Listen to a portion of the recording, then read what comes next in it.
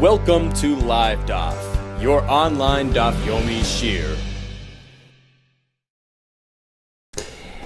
Shalom Aleichem, and welcome back to today's Daf Yomi, CHULLIN Daf Samach Gimel. We begin at the second line off the top, back to the list of kosher and non-kosher birds. Amar Rabbi Yehuda. We have a bird called shakitna, and he has long legs. Ariche shake. His shake is his legs are long. Visumke, and they're red. Sharia. So that's okay, that's a kosher type. Visimonich. So there are some that have long legs and some, as we're going to see, that have short. So the long ones are okay, visimonich. A good way to remember which one is which, murzima. Okay, there was a certain type which was called murzima, which to them was known as a kosher bird, with long legs. So this one, which is similar to that one, is kosher as well. But the other bird from the same shakitna family, who are good, say, with shorter legs, visumke, and reddish bodies, asire, they're aser, they're forbidden. Visimonich. A good way to remember this one is nanus. A kohen who's very short, a midget, he's puzzle, cannot serve in the Beis Hamikdash. So the short bird is unkosher versus the one with the long ones, long legs, which is kosher. Likewise, you have others from the same shakitna family who are ariche shaki with long legs, viroike, whose body is green, asire. They're off limits. V'simonich. To remember this one, remember that halacha that we had back with the bird that was exposed to fire, and if the intestinal system has discolored to green, yirukin, psulin, it's a sign of treifa. Likewise, this bird which has a greenish complexion is treif, is not kosher. Amar Rabbi Yehuda. We go back to the pasuk. With that long list of non-kosher birds, we have one type called the shalach. Which one is that? Amar Rabbi Yehuda, ha-shalach ze ha-shoyle dagim min hayam. So he draws the fish out of the water. Perhaps that's why it's called shalach. Shalach, like shoyle. And Rashi says he's the oirev hamayim, the water raven. Certain type that was known to them. What about duchifas? The next non-kosher bird here is duchifas shahoidoi kafus. Duchifas stands for hoidoi, so the crest, the crown above is very thick. It looks like it's folded over. Hoidoi kafus. We find the same in a brisa. The duchifas, unkosher bird, is the one that has shahoidoi, its crest, kafus, looks folded over. And actually, we know about this bird. V'zeu shehevi shamer Beis Hamikdash. He's the one that delivered to us the shamer, the snail that was used to Shlomo HaMelech used it to cut the stones for Beis Hamikdash when he couldn't use metal equipment. So he got it from this bird who was guarding the shamer.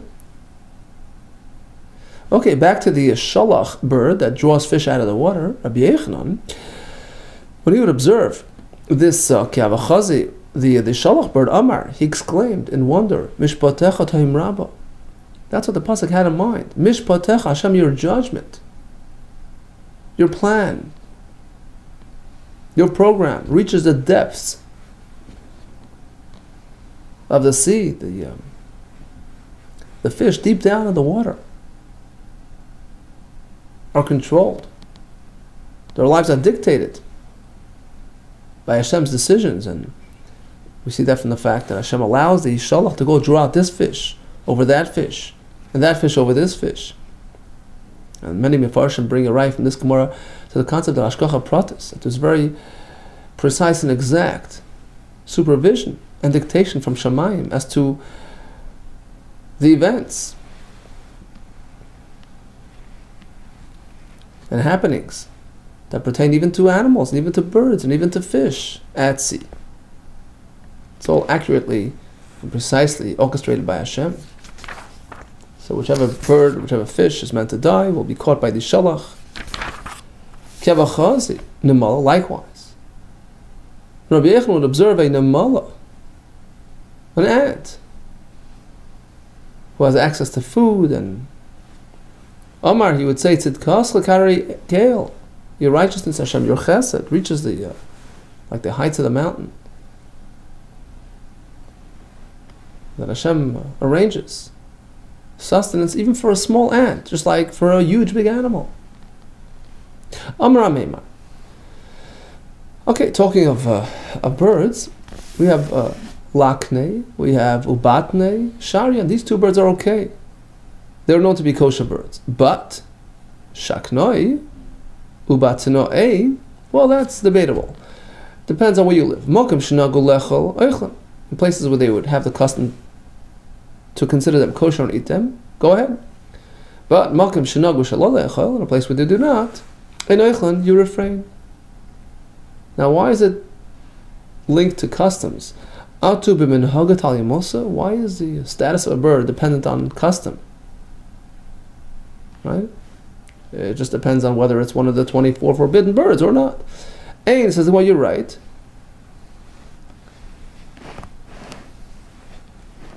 The reason why it is dependent upon common practice, well, Kashi answers like this.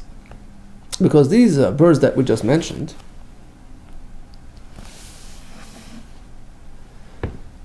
they have one kosher sign, one siman tahara, which should be sufficient provided you rule out the peres and the aznia, which are also one sign birds, which are not kosher, right? So in a place where the peres and aznia are prevalent, so you can't just eat these single sign birds, because you never know, they may be from the peres and aznia family. Like Ashi. In an area where peres and aznia are to be found, so you can't just eat a bird with a single kosher sign. You might be encountering the peres or the aznia. Whereas the other location where they would not be concerned, they would eat these birds. That's because that's in a place that peres and aznia are not to be found. In which case, you know that a bird that has even a single kosher sign is kosher. Amar Abaye. Birds that are called ku'e, v'kakue, asire, they're non-kosher. But kakuasa, that's okay, sharia, that's of the kosher variety. But in Eretz Yisrael, Marava, they disagreed. They considered the last one, kakuasa, as a non-kosher bird. And in fact, malkui lava. They would give lashes, malchus, to one who eats it.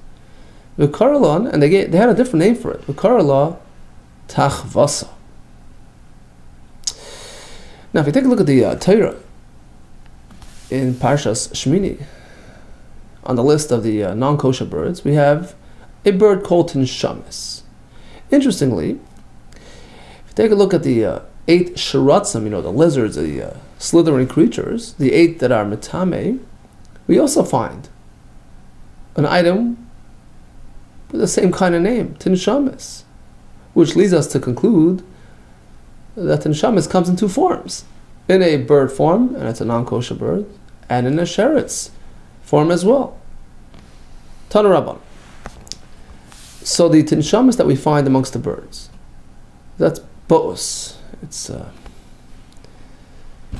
most unpleasant sheba oifais. Ma'os sheba oifais. Ato oimer, you're suggesting that the tinshamis mentioned amongst the birds is the bo'os sheba oifais. So it's a type of bird. Perhaps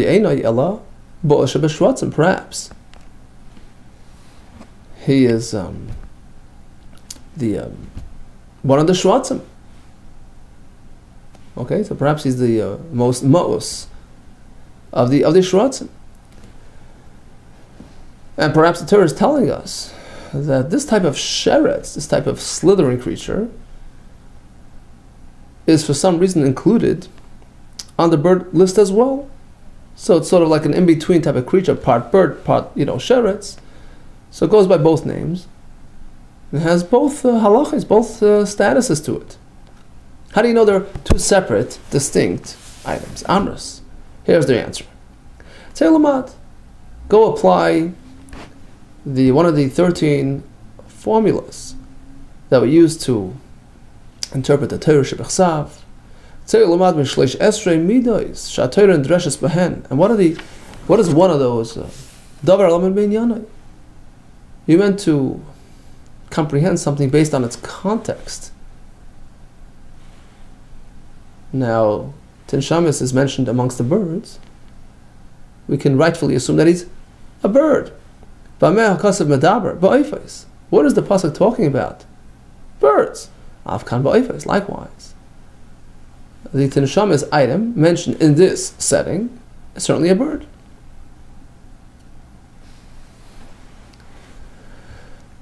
So that leads us to that conclusion.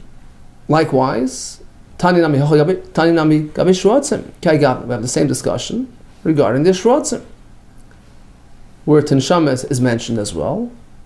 It's most disgusting of the creatures. You're saying it's one of the creatures, one of the slithering creatures, Bos Shebeshratzim. Perhaps he's one of the Eifais. He's not a slithering, crawling creature. And perhaps the Torah is saying that this type of bird is also considered like a sheret, so he belongs sort of in both families. Amris, the answer is no. Tzei Lamad. Mishleish Esrei Midei Shater and Deshes Behen, right? Go to the one of the 13 formulas, which is Davar Halamed Meinyanai. We understand based on concept, on context, on setting. Since the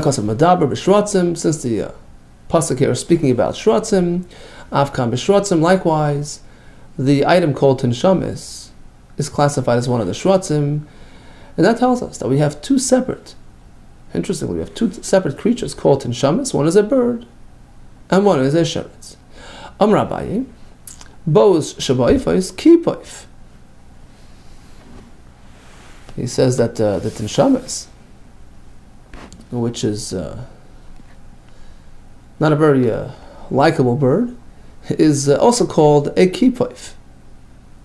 Okay, has another name. Bo'os shabashrotzim kurpadai. So the Tinshamis, which was the most mo'os of the shrotzim, also goes by the name kurpadai. Amar Yehuda, we have kos as one of the unkosher birds.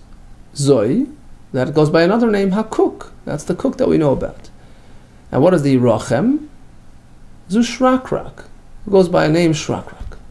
Amar Yechanan, lama, and apparently to them it was known, what these things mean. Lama nikrush may rachem. So why was this bird called rachem? What is the significance? Kiva shaba rachem bo rachem. La'ilam. This rachem bird shows compassion, his kids, he feeds his family, so it's an expression of Rahmanas, and in fact when he comes around, he does his thing. Likewise, it arouses Hashem's compassion, Bo Rachmem, Loilam, so that brings about rain to the world, and Brach. Amar Bibar Bayi, the Yasa Amiti, V'abit Shrakrak. He says there's a telling sign when it's going to rain. He says, provided that this bird is perched on something and whistling away, and then we know that the rain is on its way. Okay, so they had this observation that in fact, whenever he does that, it triggers this bracha. Ugmiri. Furthermore, we had a Masorah, a Kabbalah tradition, the Yasava Ara. If he deviates from his regular practice of perching himself and shrieking, rather he sits himself down on the ground, Visharik, and he whistles then, Asa Mashiach. That's a very good sign for Klal Yisrael that the redemption is on its way. Mashiach is about to arrive. And Parshim explain the connection between sitting on the floor, which denotes humility, anava. And that's the schus that will trigger Mashiach. Shenemar Eshra Kolahem Be'akamtzah, we have a pasuk in Zechariah that the ingathering of the exile, the redemption, is connected to Eshra Kolahem, to whistling. So they had a Masorah that it was related to the shrika, to the screeching of this bird. How could we say these two things are linked? There was a story about this type of rachem bird who's sitting on the ground. Kraba is like a plowed field, and he was whistling away. V'sharak v'asa golol, and not only did the surprise not arrive, not only didn't we have Mashiach, v'asa golol, not only that, a stone came flying by, and bashed his head. So yeah, how could that? Amar le Yahu baydahava. He says, yeah, because that bird was a faker. It was the wrong time. He was just pretending. It wasn't the appropriate time. And that's why he was silenced in that manner. Gershom says, and he's just an imposter. It wasn't a real rachem bird. It was another bird who was impersonating. Taner Rabbanan. Okay, so we have amongst the Oifais Hatmeim, we have the Oirev, of course, and it says Eis Kol Oirev Leminoi. So the raven to its ilk. What is the pasuk coming to add with the word Leminoi? Oirev, of course, that's the original Oirev. That's the raven. Es Kol Ha'oirev, what's that coming to add? Lahavi Oirev Ha'imki. It's coming to add a type of Oirev called Oirev Ha'imki. And Lamina is coming to add Lahavi Oirev Ababa Shiyoinim. The raven, which is called Ba Barashi Yoinim, which we'll see in a minute. Okay, so the pasuk here is adding those two types as well. Amama. Okay, let's step back and review. Oirev is the original, Oirev, that's the actual raven. Says the Gemara, Atu Kamon Koi. It almost sounds like the Brisa, was holding, the Tana was holding in his hands. Oh, this is the Oirev right here. Right? So you can see it and you know it. Well, obviously that was not the case, meaning, the Tana is assuming that we know how the standard Oirev looks like. Then he goes and adds all different other types. Maybe we're not familiar with the actual Oirev. There are different types. So wouldn't have it been better? Shouldn't have the Tana sort of pointed out to us signs, characteristics that constitute the standard Oirev? Ela Ema, rather, we have to revise the Brisa. And the Brisa actually explains itself and identifies for us all three types. So the first is the Oirev. The Brisa continues, the Oirev Uchma. So we add a word. The actual black one, the real black one. Chenu Oimar, as we find in Shir Hashirim. That blackness relates to the raven. Kvutzoisev Tal Talam Shchoirois, black, Ka'oirev, like a raven. So that's number one. The next type is Ha'imki, right? The Oirev Ha'imki. What is that? That's Chivara. He's called Imki because he's whiter. He's white. Chenu Oimar. Why is it called Imki? Imki means deep. Because light, in contrast to dark, seems inverted, deeper than the surface, as we find by the Negatzaras, which was that light-colored blotch on his skin. And the white-colored blotch appears recessed in contrast to the darker skin surrounding it. As the pasuk said, and the image, the color of the white blotch is deeper than the skin surrounding it. Like the sunlight, which appears deeper and recessed in contrast to the shade next to it. Hence, it's called Oirev Imki because of its light color, in contrast to the standard Oirev, which is black. The third type is V'Oirev Haba B'Roshei Yoinim. It's also considered a non-kosher bird. Amra Papa. What exactly does this mean? We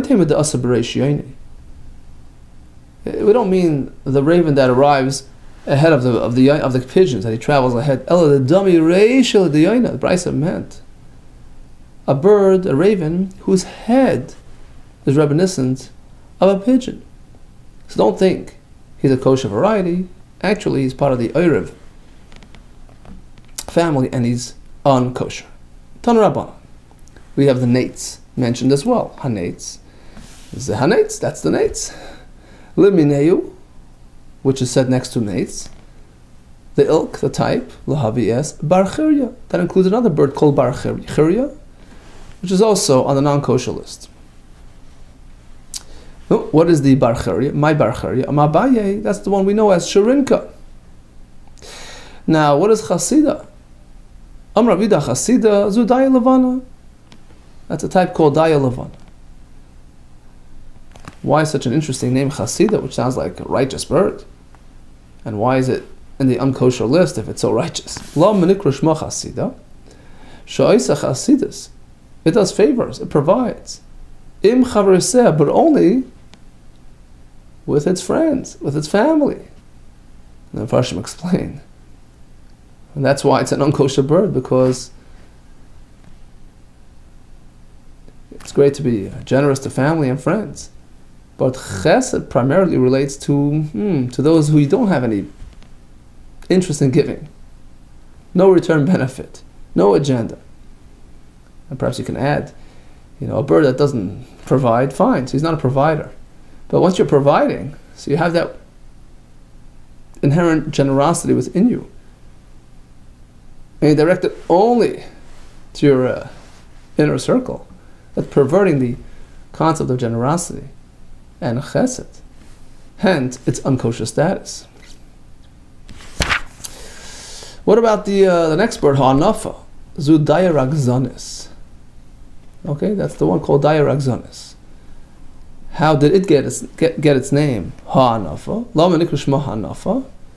So ha'anafa means anger. Shemana efes, it gets mad with its, circle of birds. Okay, now comes a Gemara which will calculate for us the precise number of unkosher birds. We assume it's 24, right? Now, if you investigate further, you'll see there are two listing of birds in the Torah. We have it in Parshat Shemini, in Sefer Vayikra, that was the first time. And there are some differences between that list and the list down in Chumash Devarim in Parshas Re'eh. Okay, so just for clarity, let's call this one Shmini and this one Re'eh. When Moshe Rabbeinu reviewed, the Torah, there were some differences. Primarily, two differences. In Parashat Shmini, it's called Vayikra and Dvarim. Okay, in Vayikra we have Da'ah, with a Dalet, Da'ah. There's no mention of Ra'ah, with a Resh. It's just Da'ah and no Ra'ah. In Dvarim we have just the opposite, Ra'ah and no Da'ah. Second difference is in Vayikra, it says Ha'aya, right? Lemina, to its type, to include its, its ilk. And there's no mention of Daya. Okay, so it's Aya, but not Daya. Versus in Dvarim, it actually mentions both. It says Ha'aya, V'Hadaya, Lemina. Okay, so two differences. First of all, in Vayikra it says Da'a, and in Dvarim it says Ra'ah. Easy to remember, like Dvarim would be like a Reish, Dvarim, so Ra'ah. Versus in Dvarim, right, it says Ra'ah, not Da'a. And then you have the point of Aya and Daya. In Vayikra it says Aya and not Daya. Versus in Dvarim, it says Aya v'Adaya. So the Dalet is like Dvarim, right? So it adds Daya to the list as well. Okay, so again, in Vayikra you have Da'a without Ra'ah. In Dvarim you have Ra'ah without Da'a. In Vayikra you have Ha'aya Lamina without Daya. In Dvarim you have Ha'aya v'Adaya Lamina. Amar Rav Chanan bar Rav Chisda, Amar Rav Chisda, Amar Rav Chanan, B'rei de Rava, and he quotes Rav, Amar Rav, Esrim v'arba oifes tmein hein. You should know that in total there are 24 unkosher birds. Okay, as per the list. Amalei Rav Chanan bar Rav Chisda. So he was the one who's quoting his father. So he turned to his father, Rav Chisda, the Heicha. Rav's total of 24. Which parsha is he talking? Where is he relating to? Ida Vayikra. If you look at Vayikra, we're down to 20. Esrim Hava is just 20. Ida Mishnah Torah, if it's Dvarim, which is a review of the Torah, that's what's called Mishnah Torah, you still haven't got 24. Esrim V'chad Hava is just 21. How do we get to 24? Perhaps you can suggest. Da D'chsiva V'Vayikra, V'L'chsiva Mishnah Torah, the Da bird, that's strictly in Vayikra, not in Dvarim, Shadya, Alayu. We'll add it to the 21 from Dvarim, but we're still up to 22. Akati, it's still Esrim Turin Hav, it's just 22, not 24. Amrali, he says like this. So Rav Chisda responded to his son, Hachi Amar Avod Imach, Mishmei de Rav. Your grandfather, Avod Imach, your father of your mother, who happens to be Rav Chanan bar Rava, right? He was the next source on the list who actually quoted Rav, right? He's the one. Hachi Amar Avod Imach Mishmei de Rav explained the name of Rav as follows. I'll tell you how we get to 24. Lemina. Lemineu. We find this term 4 times. It says Hanafa lemina, Ha'aya lemina, Orev lemina, Neitz lemineu, Harekan arba. That adds 4 more types to bump you from 20 to 24. Yachi, says the Gemara, hold it. But now we're up to 26. Akati Yachi Esrim V'Shis Havu. He says, why are you stopping at 24? Because, again, if we're focusing on Parsha, on Chumash Devarim, which already has 21, you added the Da from Vayikra, that's 22, plus 4 is 26. Amar Abaye, no. Da from Vayikra, Ra from Devarim, it's all one and the same bird, Achasi. How do I know? Because if you tell me it's really 2, that's unlikely. Why? Look, Mishnah Torah, the whole purpose of Dvarim is loisufi asa, to add detail, to add elaboration on previously discussed topics. So, if that's the purpose of Chumash Dvarim,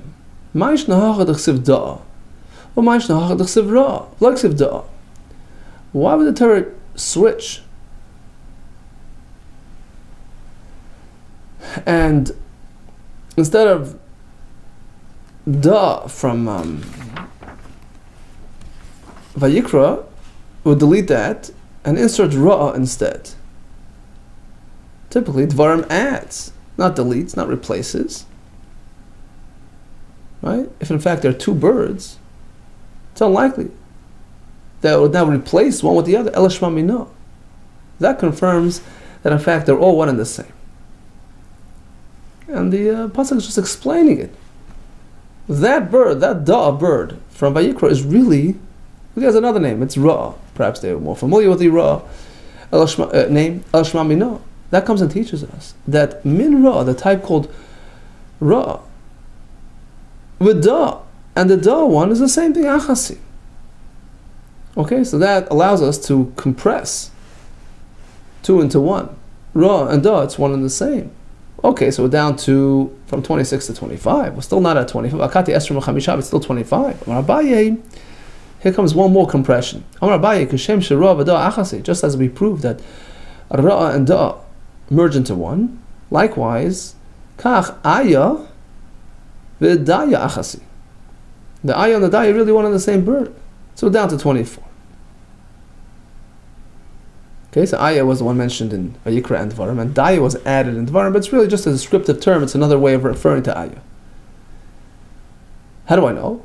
Based on the same rationale. Michti, look, if you're going to tell me it's really two, Michti, look, Mishnah Torah lo sifu da'asa.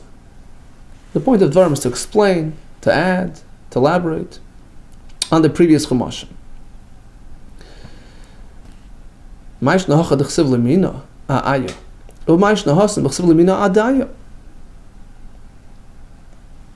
So again, Dvarim is not meant to replace and modify. It's meant to add, to elaborate on what was discussed in Parsha Shmini. Now, in Parsha Shmini, it says Aya Lemina, right? So not just the Aya itself, its whole, family, its whole species. And in Dvarim it says Aya without Lemina, and then it says Daya Lemina.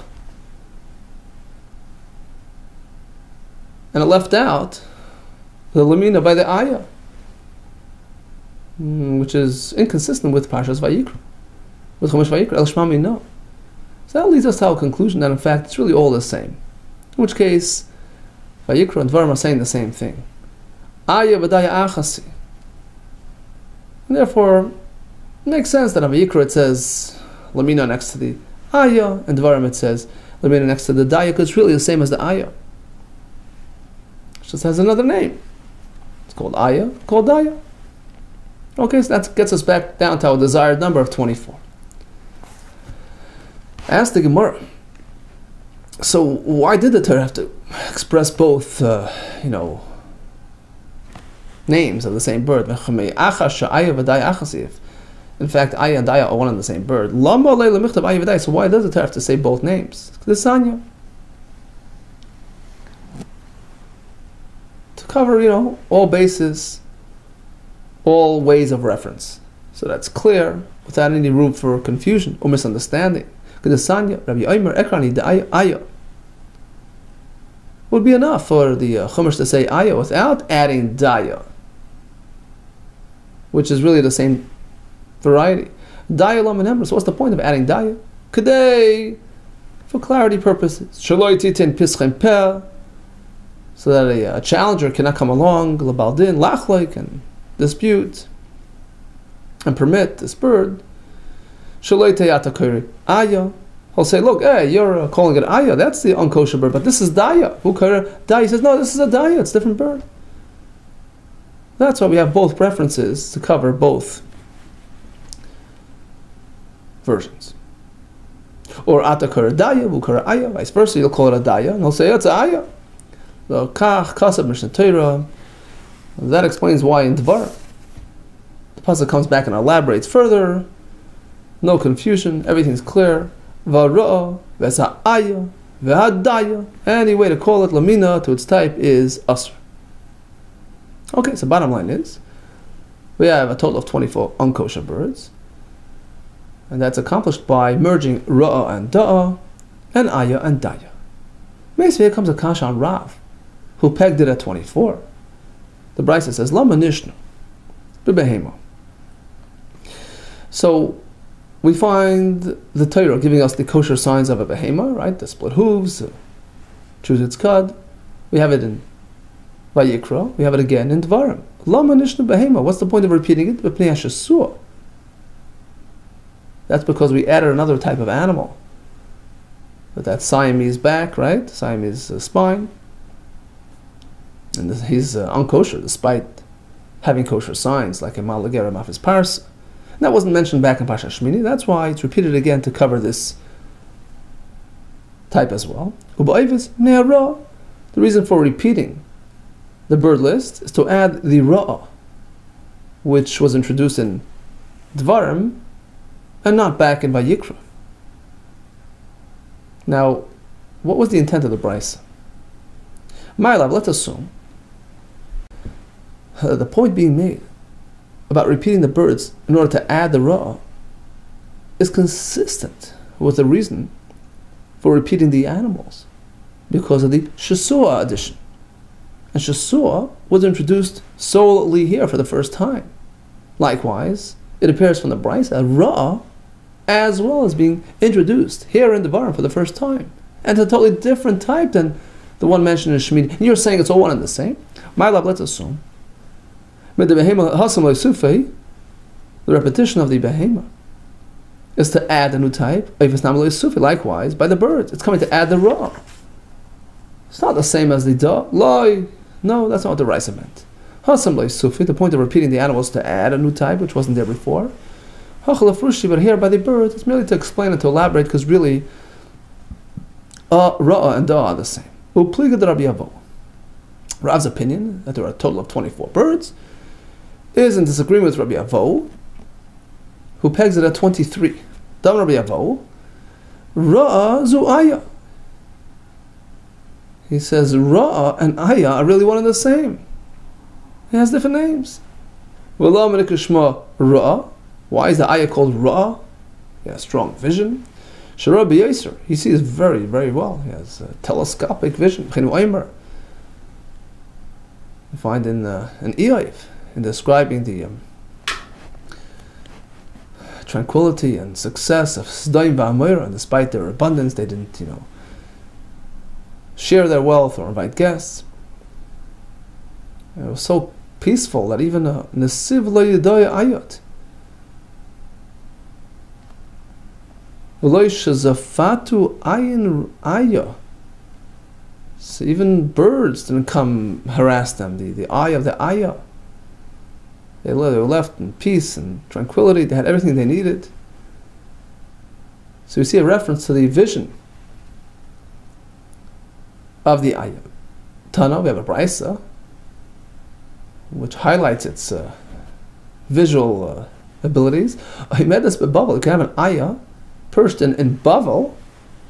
He'll notice a carcass sitting on the ground in Eretz Yisrael. That's how far he can see. Okay. So this is all Rabbi Avo, right? That Ayah and Ra'ah are the same. Midra, Hanu Ayah. Now, the fact that he considers the Ra'ah as just another name for Ayah, it's all one and the same. Mechlad, the Da, Lav Hainu Ra'ah.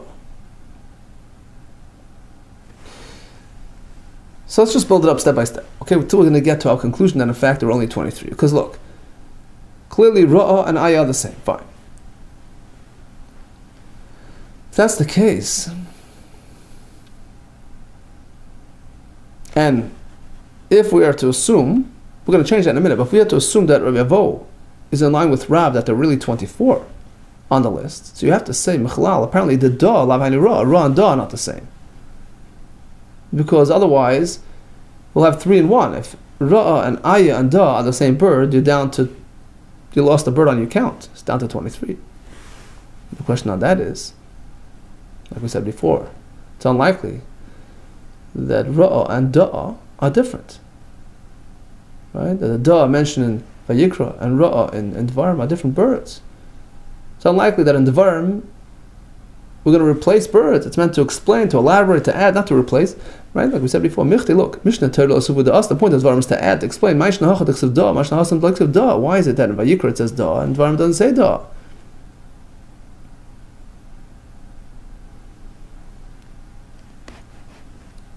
If in fact Ra'ah and Da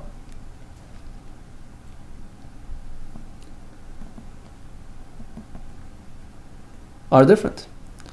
So it must be, like we said before, all along, Da v'Ra'ah v'Ayah achasi. You have to say a Da from Vayikra and Ra'ah from Dvarim are all one and the same. You have to say that. It's unlikely that Vayikra is talking about one bird and Dvarim a different bird. It's just 2 different names for the same bird. Da v'Ra'ah is one, and according to Rabbi Avo, Va'ayah, which is really another variation of Ra, Achas, it's all one and the same thing. Okay, so that explains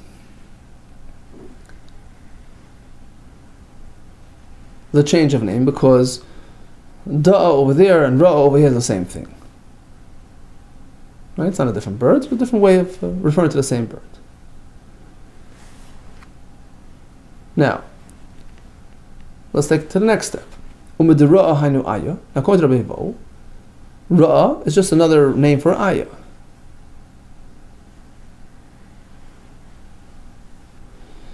Mechlal, the daya lav hainu aya.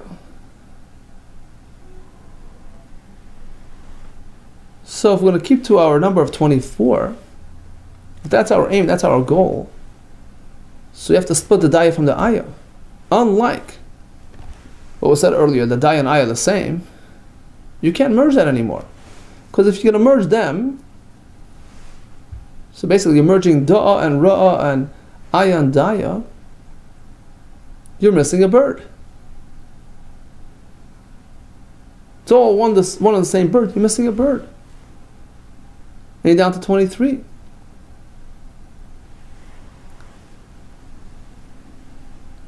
So apparently daya is not ayah.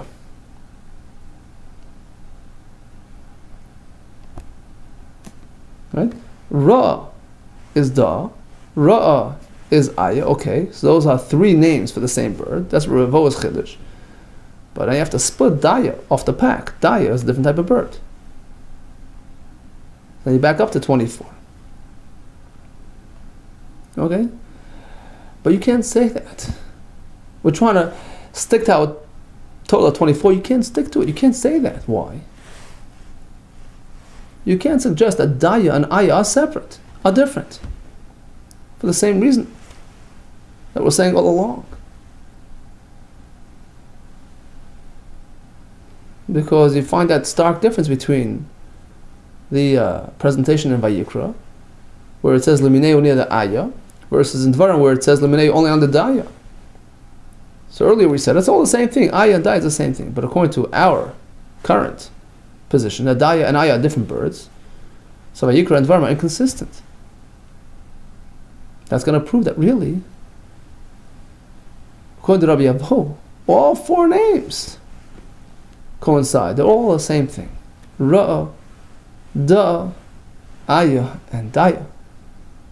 So now he's missing a bird. So he's down to 23. Let's see. If you're going to say that daya is different than ayah, so why is it that back in Vayikra it says Lumineo by the ayah,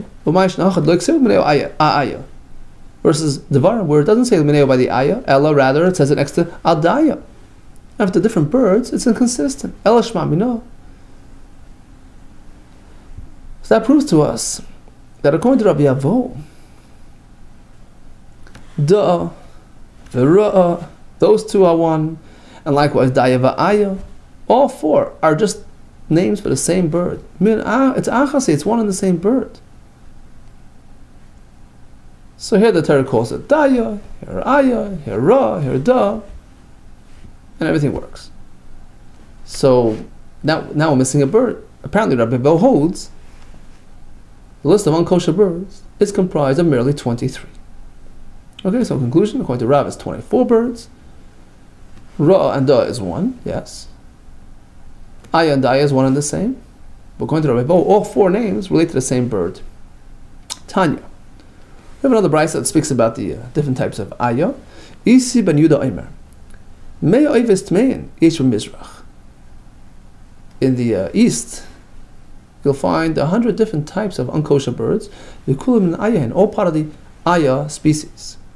Tanya avimi b'reder Avo. Shvar me'is minei dagim hein. If you look around, you find 700 different types of unkosher fish in the world. Likewise, 800 types of unkosher grasshoppers. And birds, forget about counting it. Unlimited. Says, what do you mean, forget about it? The Torah tells you it's just 24. If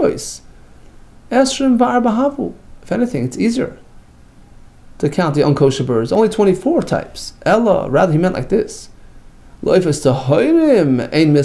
unkosher is limited to 24, but kosher, it's endless. Now, if we observe the psukim that present for us the kosher signs and the list of the behemoths and the birds, etc., we find an interesting contrast because by the behemoths, the Torah gives us the kosher list, the ayil, the tzvi, the yachmer, right? Versus by the birds, it's an unkosher list. Why this difference? Tanya, Rabbi Aimer. It was known and clear to Hashem, created the world. There are many more unkosher behemoths and chayas than kosher ones. That's why Torah gave us a list of the kosher birds, which is short, concise, and brief. It's merely 10 types. So those are kosher and the rest are not. On the other hand, by birds, it's just the opposite. Hashem knew. By the birds, it's the other way around. The kosher are more numerous than the unkosher. That's why Torah gives us a limited, short list of Oivas Tmein of merely 24.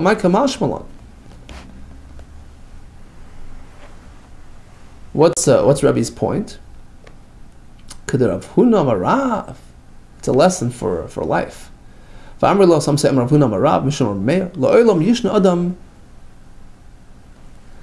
the Talmud Bavli, a person should seek to teach his students in a clear, concise, brief, clear fashion. In similar vein to the way the Torah teaches us the halachos, in a way that we can absorb it easily and remember it. Amar Rabbi Yitzchak, Oif tahar nechel b'masayros.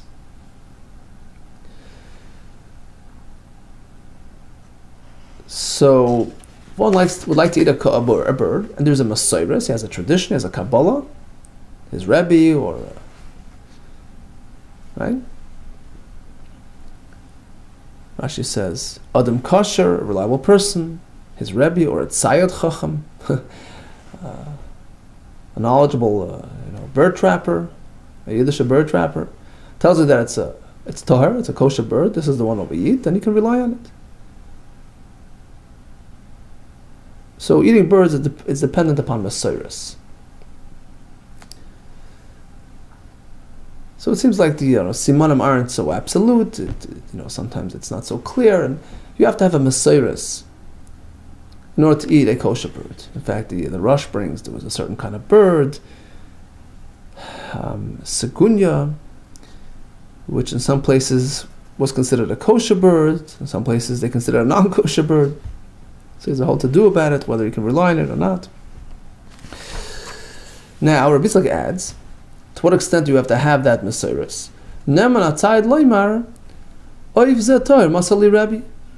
So the trapper can tell you, look, my Rebbe, my teacher told me this is a kosher bird, and that's enough to establish masayros. Amar Rabbi Yochanan, v'hu shebaki bahen, which may say, provided that the trapper's teacher is an expert. He knows all the non-kosher birds, he knows the names, he knows the varieties, he knows what's what and what's not. But Reb Zera, what did Rabbi Yitzchak mean? What did he mean when he said, my Rebbe told me?